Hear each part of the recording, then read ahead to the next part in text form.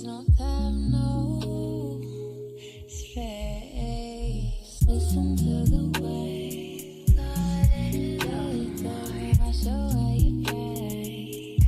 My eyes, I beg you to play.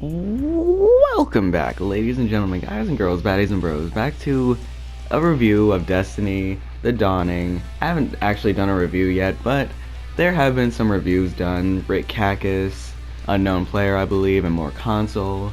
But here's my personal review of the Dawning live event that is ending actually today.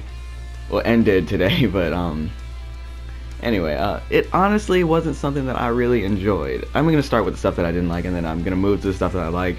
And at the end of the video, stick around and I'm gonna give the Dawning a grade and talk about some Destiny 2 stuff. Honestly, what the Dawning didn't do was it didn't really add much. It did add 3 things and an armor set, but it added new weapons, yes. However, it only added the Year 1 Icebreaker, which is just bringing it back. 2 new versions of the Thunderlord, i.e. Abaddon and Nova Mortis, which were very much so lesser versions of the Thunderlord. They just added recoil, and they didn't feel, well, the Abaddon didn't really feel as exotic as the Thunderlord did, where it was like, it gained stability the longer it was fired, and also the sights were kind of distorted at times, but we're just gonna leave that there. I'm not doing a weapon review right now, I'll do that later.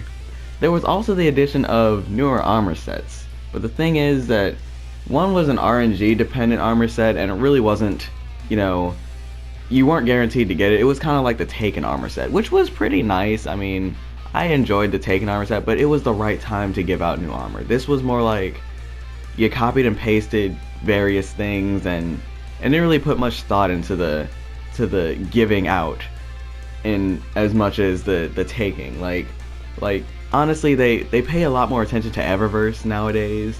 Like with the armor set and a lot of other things, it's easier to get through the Eververse, like all these sparrows and armors, and the Eververse trading company and microtransactions really have increased in the past couple months in Destiny. Honestly, with the Dawning, it also brought sparrow racing, which was pretty awesome at first, until I realized it was such a broken concept and only just continued getting worse. There was no like updraft for the sparrow racing. There was nothing that really brought it back into my sights. It was very boring for me. It wasn't really anything in sparrow racing that I liked too much anyway. The fact of the matter really came down to the longer it went on, the less I seemed to enjoy it. Like, I was honestly ready for the new weekly stuff to be updated in the Crucible instead of the sparrow racing, because it was just so boring to me. Like, honestly, all I did was just race around the same 4 maps. I mean, granted, it's better than the same 2 maps, but I was just racing around the same 4 maps, and if I messed up a little bit, there was no way to get back in first. I just hated that so much, and honestly, when sparrow racing's gone, who's even gonna want to do it anymore? Like, now that it's gone, who even cares? Like, who's gonna even want to sparrow race with me? I can't even get 6 people to do the raid. I can't even get 3 people to do trials with me. So who even wants to do the long lost sparrow racing? I mean, the armor was nice, but with limited vault space, I ended up having to delete it for the lack of use that it would have in the long run. Like, the armor gave no benefits to my actual PvE gameplay. It just made me look skinny and took away my intellect, discipline, and strength. So I ended up infusing it or deleting it because it wasn't really something that I needed. It didn't even benefit me in sparrow racing, but so much. The new exotic quest lines also were absolutely trash. The fact that getting the new Icebreaker depended on having a decent fire team, and then a 1 in 100 chance of getting it, along with praying to RNG this daily. And with the Sunrise bounty was absolutely disappointing. Like, the abysmal rate of people getting the Icebreaker and the fact that some people still don't have it is very disappointing. Like, I wish there was an exotic quest line for actually getting it, at least like there was for Thorn, because that would at least give some people a little bit more of a chance to get it, and then make people work for it, as opposed to just saying, here, you do your strike, oh great, here's an Icebreaker, do what you want with it. I mean, that would make me feel a little bit better about that. The Nova Mortis questline started out looking like an exotic questline, but then it just deteriorated. It was like get 100 void kills and then do a single strike, and then here's your exotic, your free exotic. Oh, you want another questline? Do this one too. Do another strike, get 100 kills with solar abilities, and here's your new solar exotic machine gun, which is not as good as super good advice, but still, you can have it. And it just didn't feel great to me. So, in conclusion, with the stuff like that, it was very pointless for the exotic quest lines to have been a thing. They really lacked feeling, how should I put this? Exotic. They lacked their exotic feeling. I mean, another thing that I absolutely despise, though, for somebody that absolutely loves PvE, I love doing the raid, I love soloing things, I love challenging myself, I love pushing myself to the absolute limit, until I found out that the Nightfall had a time limit.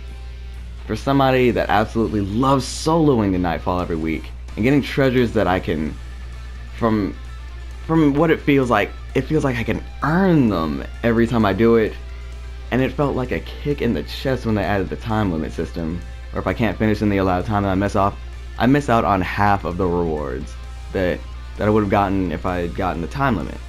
And that just feels so discouraging. That honestly feels discouraging that Bungie would do such a thing. Like, I just love soloing. What if they put a time limit on the raid? Then whoever tries to solo that won't be able to do it without failing numerous times. I mean, at least allow the time to reset back to your checkpoint. I don't know, whatever. Let's move on to the things that I liked. I loved the new strike scoring system. It really encouraged teamwork and adding a reward system for your teamwork. It made it seem like the fire team was rewarded more the harder they fought in each strike. And it added tiers like bronze, silver, and gold to work for, and the focus fire emblem and all these new emblems that it makes strikes a little bit more fresh and fun and whatnot. I can't really say fun, I'm just saying that for lack of a better term, but it made it seem fresh and new and clean, and it honestly made it seem like I was in a team instead of just playing with two random strangers and then leaving after I'm done with my half hour on the game. I also really love the new Vanguard Elite bounties. They added more fresh things to do, like outside of the Crucible and the basic patrol bounties. I absolutely love that kind of stuff. And so the verdict for the Dawning Lab event, it gets a grade of a C. A solid C, for the fact of the matter being that it did bring in some new things. It brought in a new PvE bonus, like it brought in strike scoring and PvE bonuses, and it increased the drop rate of skeleton keys from abysmal to halfway abysmal, and it increased more Vanguard bounties to do outside of patrols that I can actually do in strikes and actually mean something in the strikes, instead of just going through patrols and grinding endlessly like I do on a daily now.